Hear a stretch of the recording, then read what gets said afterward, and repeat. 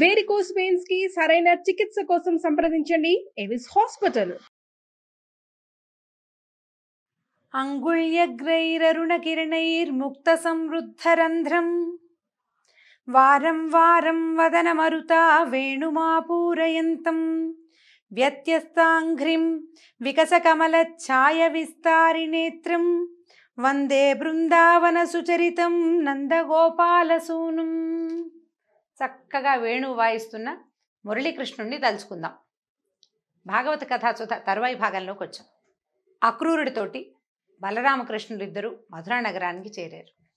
అయితే అక్రూరుడు మా ఇంటికి రామని అడిగినా కూడా యాదవ కులానికి శత్రువైనటువంటి కంసుడి సంహరణ తర్వాతే మీ ఇంటికి వస్తానని కృష్ణుడు మాటిచ్చి పంపించేశాడు. అక్రూరుడు కాస్త అసంతృప్తితోటి ఆయనకు బాధగా ఉంది.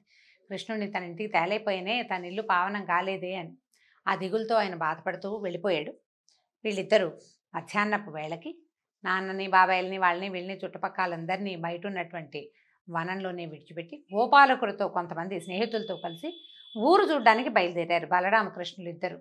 ఎలా చూస్తున్నాడంటే అగడ్తలు, కోటలు, బురుజులు, పతాకాలు, రాజభవనాలు, వీధులు, గుర్రాలు, రథాలు, వీరులు, ఏనుగులు, మేడలు, వాద్యాలు, యువతులు, ధాన్యాలు, ధనాలు, గొప్ప గొప్ప ఉద్యానాలు, నడబావులు, వీటి వల్ల అత్యంత శోభతో ఒప్పారేటువంటి మధురా నగరాన్ని చూస్తున్నాడట కృష్ణుడు. ఇద్దరు కలిసి ఊళ్ళో తిరుగుతున్నారనమాట. వీళ్ళు పల్లెటూళ్ళలో ఉన్నారు.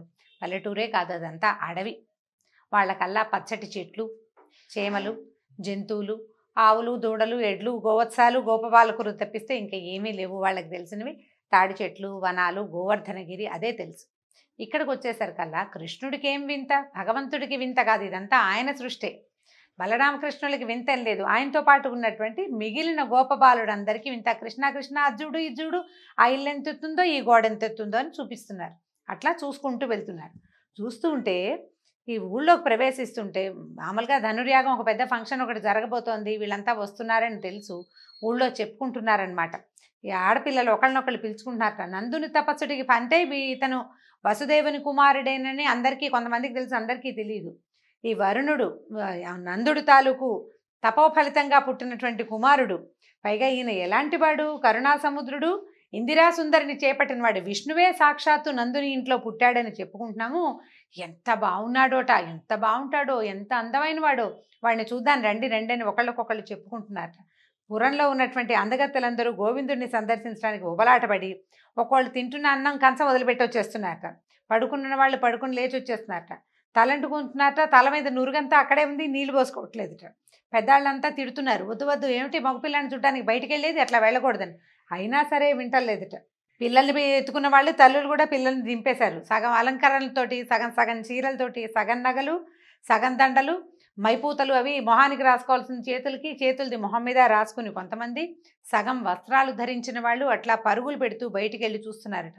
రత్నాలు కూర్చబడిన ఎత్తైన బంగారపు మేడల మీద నిలబడి గుంపులు గుంపులుగా పైన నిలబడి చూస్తున్నారు. ఎట్లా ఉండంటే తామర రేకుల వంటి కన్నులు కలిగినటువంటి కృష్ణుణ్ణి అపరిమితమైన కాంక్షతోటి దర్శిస్తున్నారు. అందరూ ఒకళ్ళనొకళ్ళు చూసుకుంటూ చెప్పుకుంటున్నారనమాట. ఇంతే ఉన్నాడు, ఎంత మెరిసిపోతున్నాడు, పూతన పాలు దాగి దాన్ని చంపేసేట, అసలు ఎలాంటి వాడు అంటే చెప్పుకుంటున్నారనమాట. ఇవన్నీ విషయాలు ప్రపంచం అంతా వచ్చేస్తాయి. ఊళ్ళో ఒకరోజు జరిగితే ఇదిగో పులంటే అదిగో తోక అంటారు. క్రమంగా మధురా నగరంలో వ్యాప్తి చెందిపోయింది. విష్ణువే నందుని ఇంట ఆవిర్భవించాడు. అతను చాలా జగదేక ప్రఖ్యాతుడుగానే అయిపోయాడు ఆ వయసుకే. అప్పటికే ఇతను లేని ఆ పట్టణం అరణ్య ప్రదేశం, ఇతన్ని కలియని జన్మ నిరుపయోగం, ఇతన్ని పలుకులు ఇతనితో మాట్లాడని జన్మ వృధా, ఈయన చూడని కళ్ళు నిజంగా వృధానే. ఇట్లా మాట్లాడుకుంటున్నారు ఒకళ్ళనొకళ్ళు. అబ్బో ఎంత బాగా ఉన్నాడో, ఎంత బాగున్నాడో అని. ఇంక అసలు కళ్ళతోటే వాళ్ళు తాగేస్తున్నట్టు, కంట్లోనే ఆ రూపాన్ని నిలుపుకుంటున్నట్టుగా ఆనందం పట్టలేక పువ్వులు జల్లేశారట.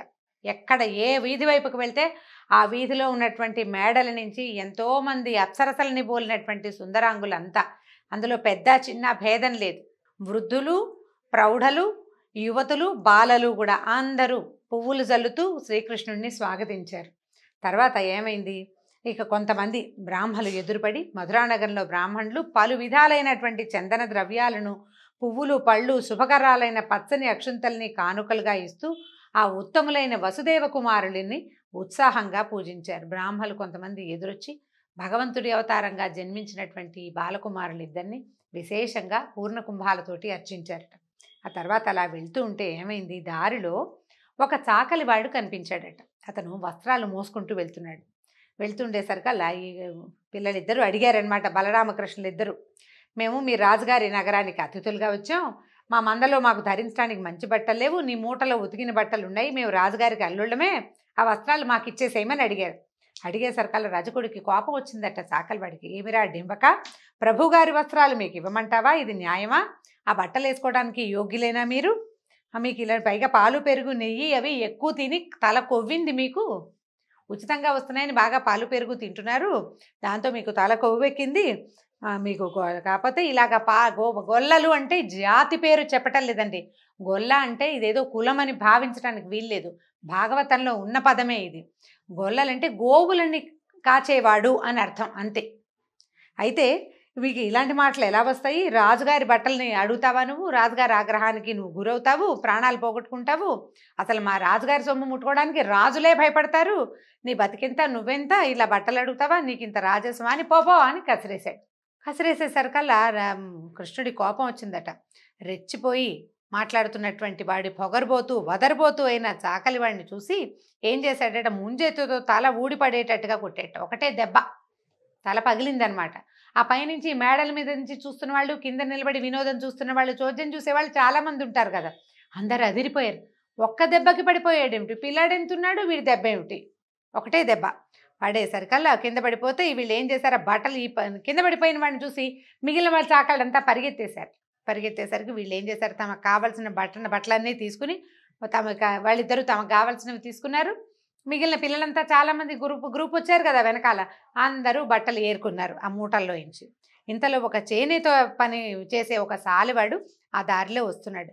వీళ్ళని చూసేసరికల్లా మామూలుగా వస్త్రాలు అవి చేసేవాళ్ళు చూడండి, బట్టల పని చేసే వాళ్ళకి చక్కటి పర్సనాలిటీ వాళ్ళు ఉన్న వాళ్ళని చూడంగానే వీళ్ళకి ఈ వస్త్రం సూట్ అవుతుందని ఒక ధ్యాస కలుగుతుంది, ఒక ఆలోచన. డిజైనర్స్కి మంచి పర్సనాలిటీ ఉన్న మోడల్స్ కావాల్సినట్టుగా వీళ్ళిద్దరిని చూసేసరికల్లా అతను ఆనందం పట్టలేకపోయాడు. నా వస్త్రాలు వీరి యందు చాలా శోభిస్తాయని భావించి చక్కటి మెత్తనైన వస్త్రాలని, పలు రంగులు కలిగినవి, ఎన్ని రకాల రంగులో చిత్ర విచిత్ర వర్ణాలతో నేసిన వస్త్రాలన్నిటినీ వాళ్ళకి సమర్పించాడట. నా దయతో ఆల్రెడీ వీళ్ళు కొత్త బట్టలు కట్టుకుని ఉన్నారు, అయినా సరే ఆనందంగా అతను ఇస్తున్నటువంటి ఉత్తరీయాలని వాటిని తీసుకున్నారు. చాలా సంతోషించి వాళ్ళకి ఏం చెప్పాడంటే ఐశ్వర్యాదుల్ని అనుగ్రహించి తన సారూప్య సంపత్తిని కూడా ప్రసాదించాడు. సారూప్యం అంటే మనం కార్తీక పురాణంలో చెప్పుకున్నాం, సారూప్యం అంటే భగవంతుని వంటి రూపాన్ని వాళ్ళు కూడా పొందుతారు అని, మరణానంతరం అన్నమాట. తర్వాత ఏం చేశారు వీళ్ళు, పువ్వులు కట్టే సుధాముడు అనే ఒక అతని ఇంటికి వెళ్ళారట, మాలాకారుడు సుధాముడు అనేవాడు. వెళ్ళేసరికల్లా చాలా ఆనందించాడు, చక్కగా అర్ఘ్యం పాద్యం ఇచ్చి కూర్చోబెట్టాడు, తాంబూలము గంధము ఇచ్చి ఏమన్నాడంటే, అయ్యా ప్రపంచానికే అధికారమూర్తులు మీరు, ధరణీ చక్రాన్ని సంరక్షించటానికి, భూదేవిని సంరక్షించేందుకు అవతరించిన మహానుభావులు, మీ రాక వల్ల మా వంశం పావనమైంది, మా ఇల్లు సిరి సంపదలతో నిండిపోయింది, నా జన్మ ధన్యమైంది, నన్ను ఏం చేయమంటారు, నేను మీ బంటుని సెలవివ్వమన్నారు. అనేసరికల్లా వీళ్ళు నవ్వుతూ సంతోషించారనమాట, నవ్వుతున్నారు వాళ్ళు. అక్కడి నుంచి ఇతను ఏం చేశాడు, ఈ సుధాముడు చక్కటి మాలలు, గంధపు వాసన వేస్తున్నటువంటి అత్యద్భుతంగా చాలా చక్కటి నైపుణ్యంతో కట్టినటువంటి మాలలని వీళ్ళకి సమర్పించాడు. ఆ దండలు వేసుకుని కృష్ణుడు అన్నాడు, నువ్వు మాకేం చేయక్కర్లా, నీకేం కావాలో కోరుకోమన్నాడట. అనేసరికల్లా ఆయన అడిగాడు, అయ్యా నీ పాదాల పరిచర్య, నీ పాదాలు పూజించే భక్తులతోటి చెలిమి, అధిక ప్రాణుల మీద అంటే అఖిల ప్రాణుల మీద అత్యంతమైన అపరిమితమైన దయని నాకు ప్రసాదించమన్నాడు. ఎట్లాంటి వరం చూడండి, ఇల్లు వాకిలి, ధనము ధాన్యము, లేకపోతే ఉత్తమ గతులు, ముక్తి మోక్షం, వాటిని కోరుకోకుండా అడిగాడు. నీ పాద కమల సేవయు, నీ పాదార్చకుల తోడి నెయ్యమును నితాంతాపర భూతదయయున్ తాపసమందార నాకు దయసేయగదే అని అడిగాడు. భక్తుల తాలూకు కోరిక, నిజమైన భగవద్భక్తి కలిగిన వాడు కోరుకోవాల్సిన కోరిక, మానవులు కోరవలసిన కోరిక. ఎందుకంటే అశాశ్వతమైన వాటిని వేటిని కోరుకోకుండా ఏమడుగుతున్నాడు, ఎప్పటికీ భగవంతుని యొక్క పాదచర్యలు, ఆయన పాదాలని పరిచర్య చేయటమే, భగవంతుని మీద నుంచి దృష్టి పక్కకి తొలగిపోకుండా ఉండే విధానం. తర్వాత నీ పాదాలని పూజించే భక్తులతోటే నాకు స్నేహం, అఖిల ప్రాణుల మీద అత్యంత అపరిమితమైన దయ, నా వంటి వారే ప్రపంచంలో ఉన్న ప్రతి ప్రాణి అని గుర్తించగలిగే జ్ఞానాన్ని నాకు ప్రసాదించమన్నాడు. కులశేఖరాల వారు రచించిన ముకుందమాలలో కూడా ఇలాంటి శ్లోకమే ఉంటుందండి.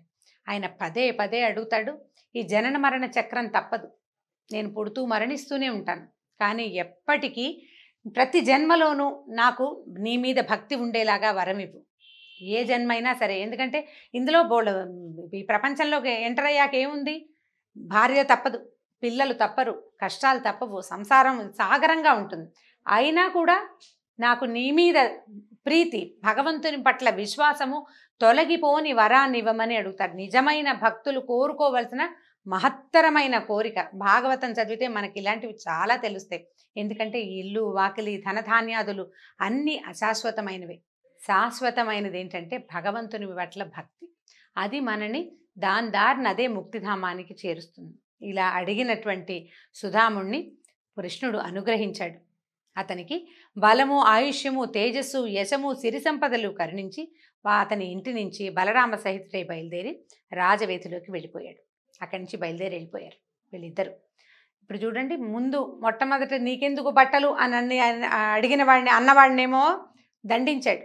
నీకు కావాల్సింది నువ్వు ఎంతో బాగున్నావు, నీకు నా దగ్గర ఉన్నవి ఇస్తాను అని భగవంతుడికి అంటే తన దగ్గరున్న వస్త్రాన్ని సమర్పించినటువంటి సాలివాడినేమో అనుగ్రహించాడు, అతనికి కావలసినవి ఇచ్చాడు.